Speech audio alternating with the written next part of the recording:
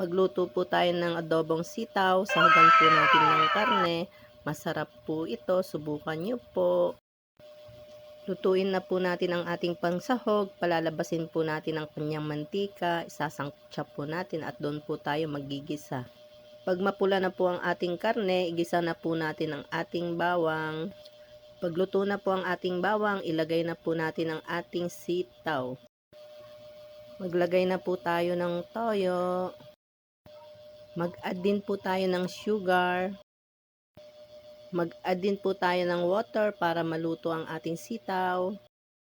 Maglagay din po tayo ng siling labuyo para may kick yung ulam natin.